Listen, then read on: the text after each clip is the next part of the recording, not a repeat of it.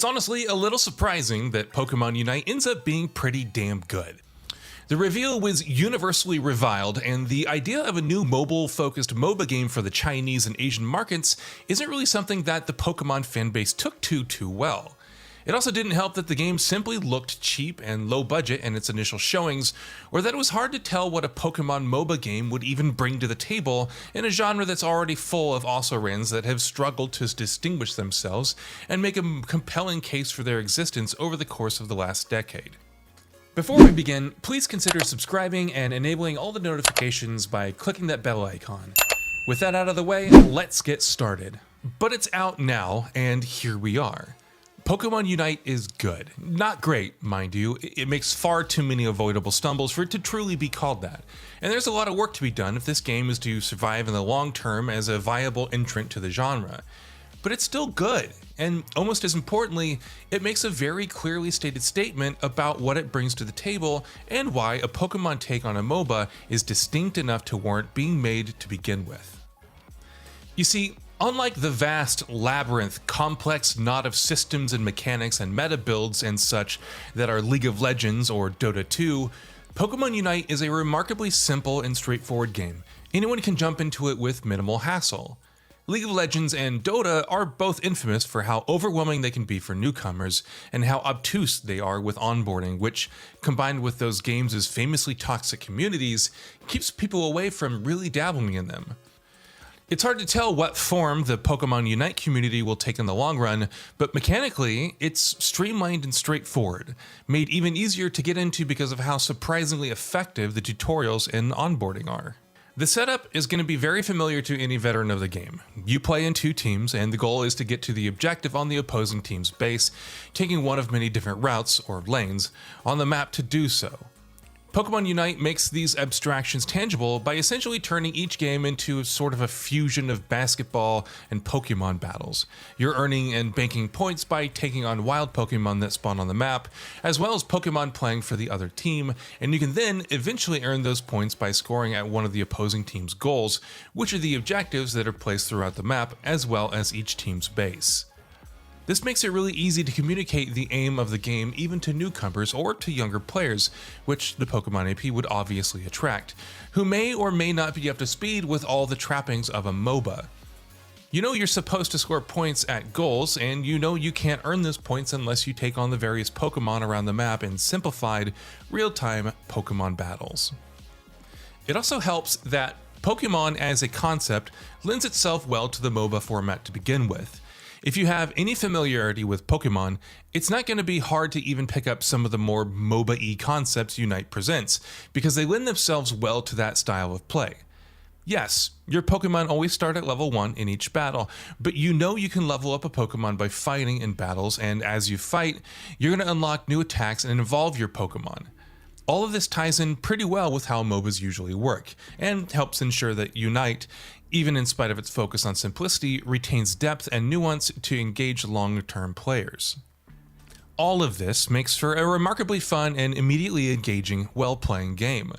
You're in the thick of things pretty soon, trying to work your way up to the Pokémon you like the most via the game's bevy of battle passes, currencies, reward systems, and such. More on this in a minute.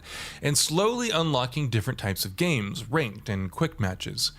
Matchmaking is extremely quick, as are games themselves, which means Unite lends itself really well to a pick-up-and-play style of play.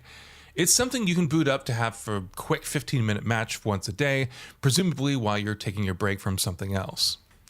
It also has a lot of the hallmarks of Nintendo multiplayer games, such as the emphasis on comeback mechanics and a general disregard for balance.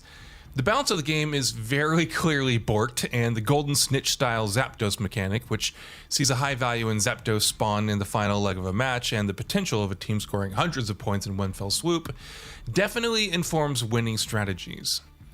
The balance issues could potentially lead to the game shedding players over the long term, but they are not the only issue the game has.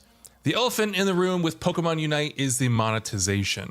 The game is free to play, but it does include some very aggressive monetization, which manifests in the form of multiple currencies, which can be used to purchase cosmetics, unlock new Pokémon, or level up held items, which you can put on your Pokémon before a game to gain permanent buffs.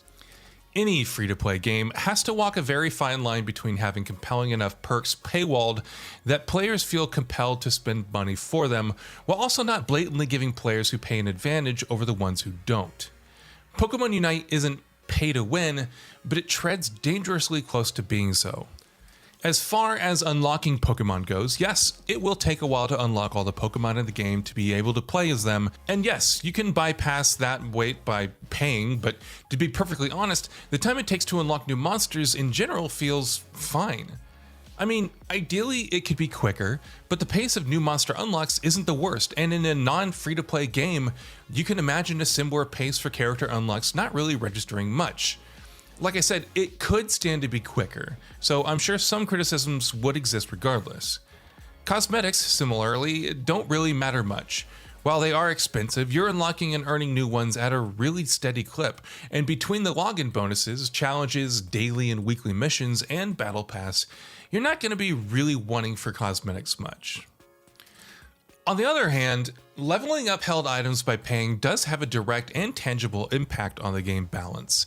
The items you make your Pokemon hold can have very noticeable effects on their performance in a match.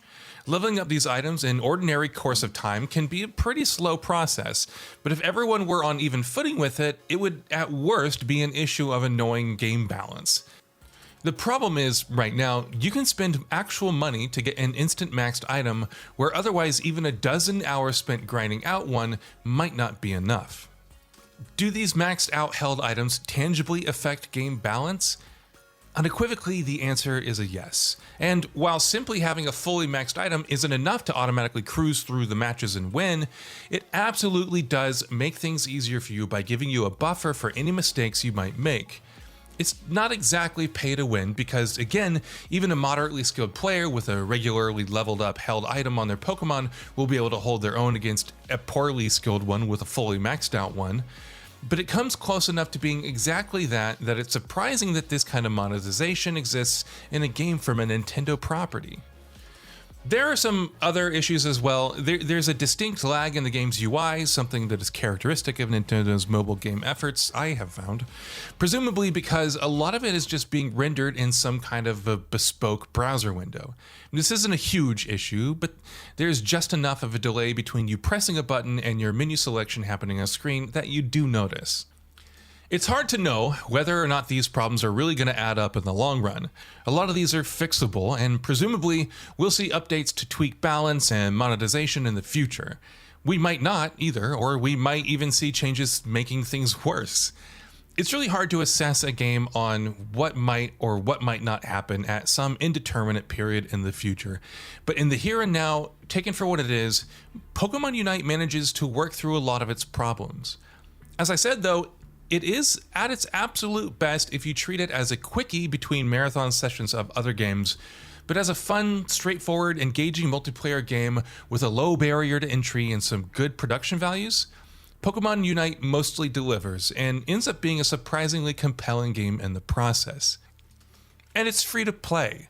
If you have even a passing interest in Pokémon or MOBAs or just multiplayer games in general, not a bad idea to look into Unite and see whether or not it ends up sticking for you. So what are your thoughts on this? Go ahead and share them in the comments below, and if you liked the video, please subscribe to the channel and enable all notifications by clicking the bell icon to get new video updates. We upload every day and would really appreciate your support. Thanks for watching.